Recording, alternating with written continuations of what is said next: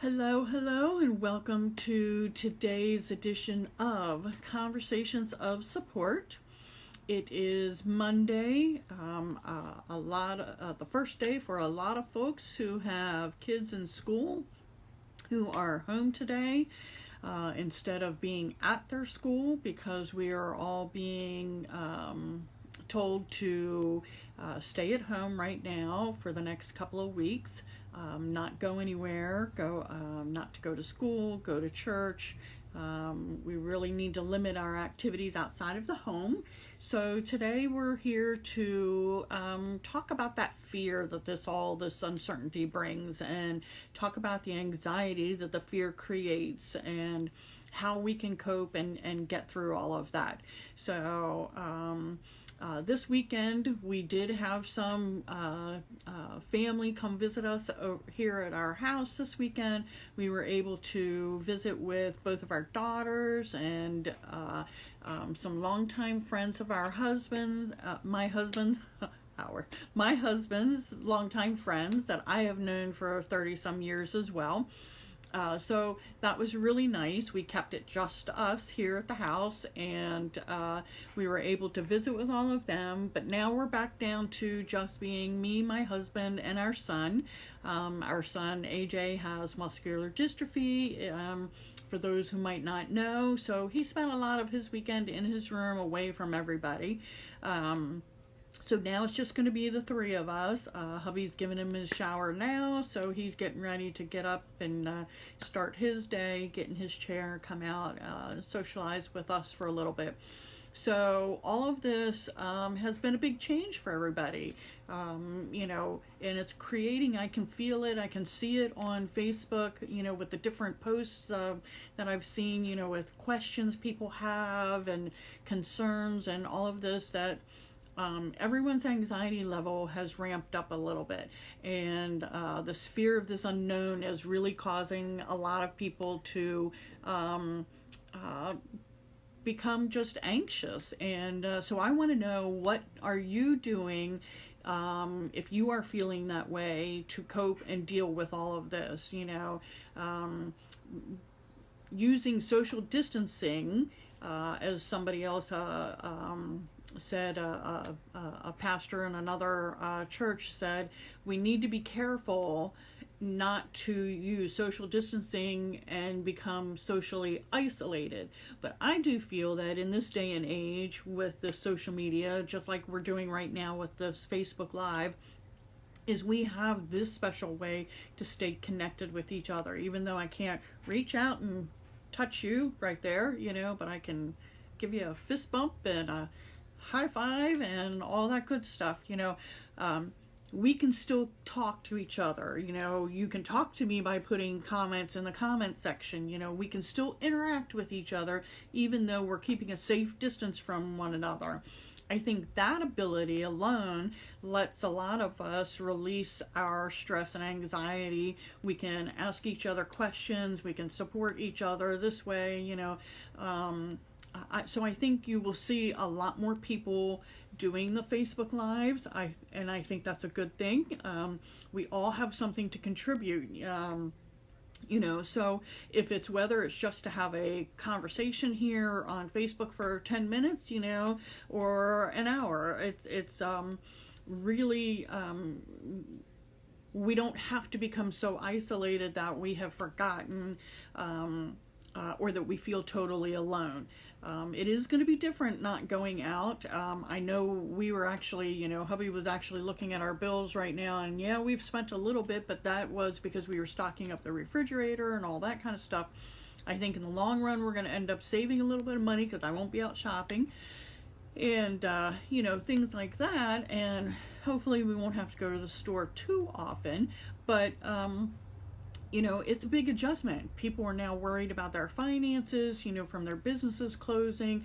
How do they pay their bills? All of that stuff. So it's not just one person having to try and figure all this stuff out, right? We are all having to do it to some degree. So maybe that fact alone, knowing that we're all in this together, will help relieve some of that stress, because we know we're not alone. We can reach out and figure out what's worked for somebody else. Maybe it'll work for us, right? You know, anxiety for me is something that I'm typically not an anxious person at all, because I tend to deal with things just as they are and as they happen. So I've never really been somebody who's been overly worried or overly anxious, enough to keep me from doing things. It's just me. It's just how I was built. I don't know how to change that, you know.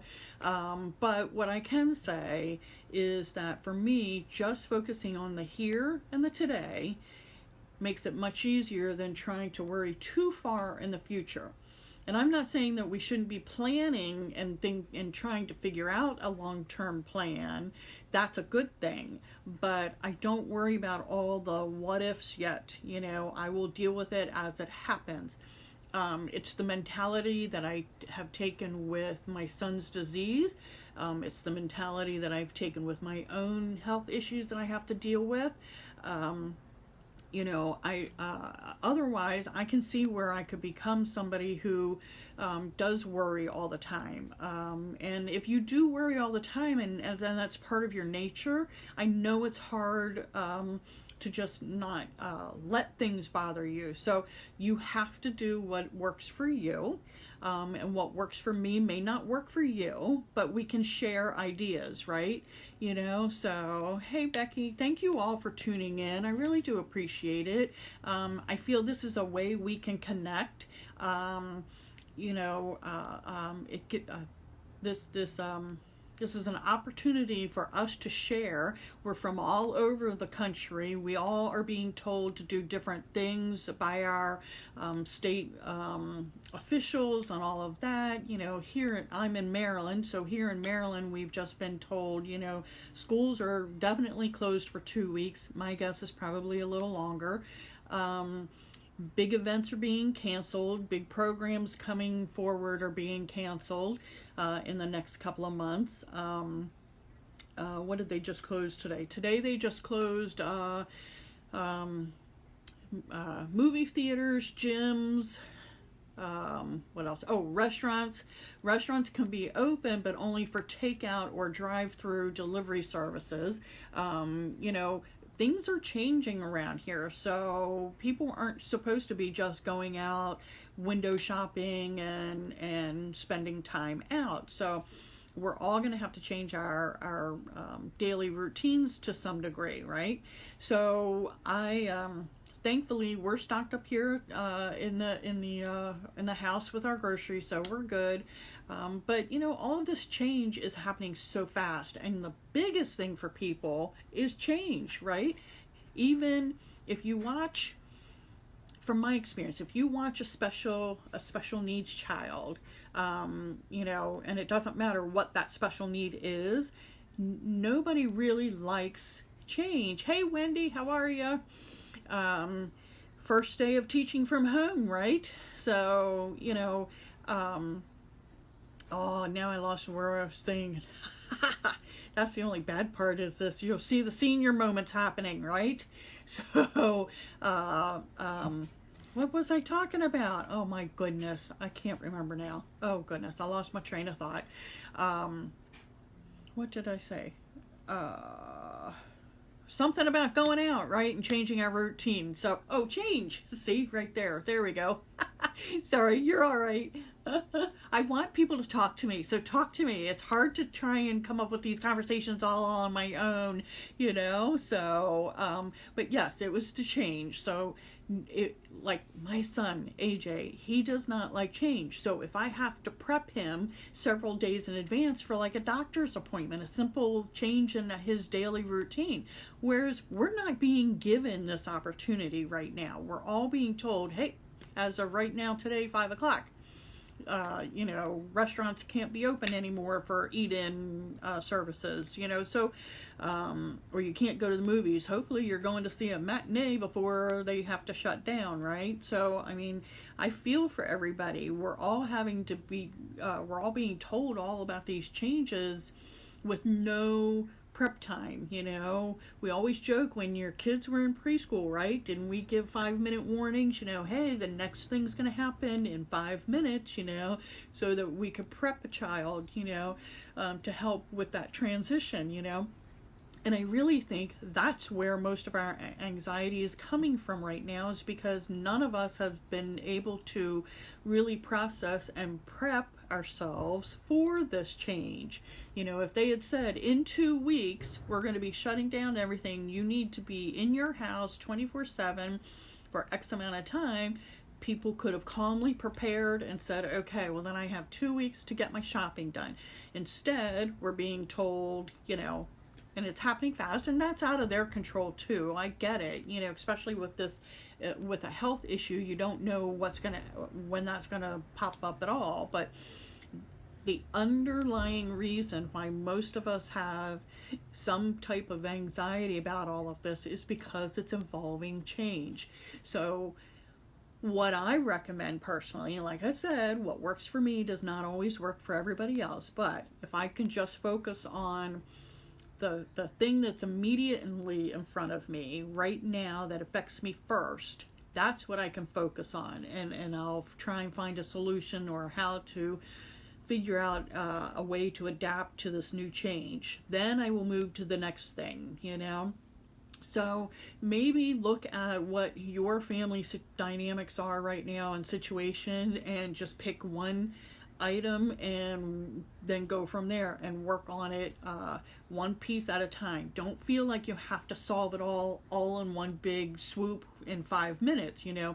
None of us, not even our own leaders and politicians and all of that, are being able to say, here's the answer to all of this in 5 minutes.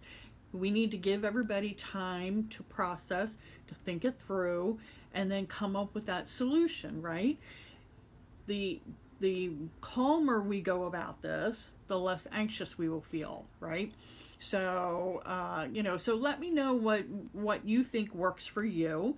What kind of coping skills do you use when it comes to dealing with sudden change, your anxiousness, fear of the unknown, whatever?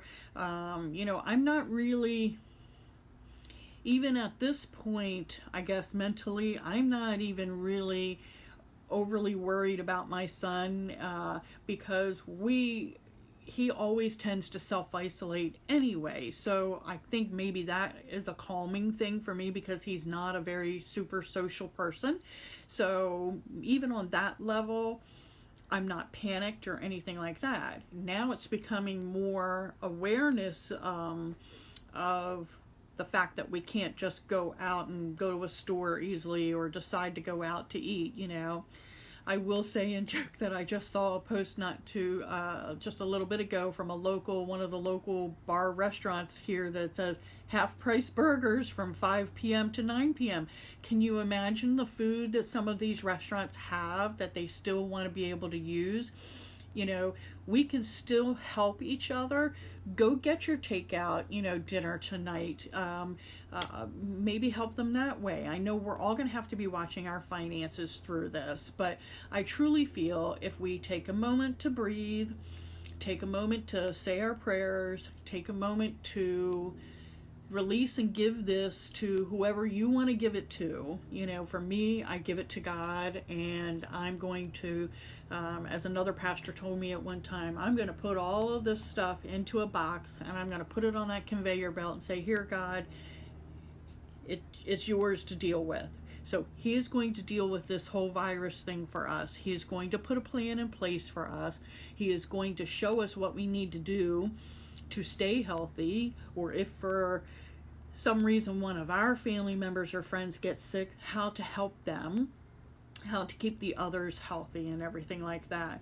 And another pastor friend had said, earlier today I watched his live, talking about let's not isolate ourselves. Social distancing does not need to be social isolation.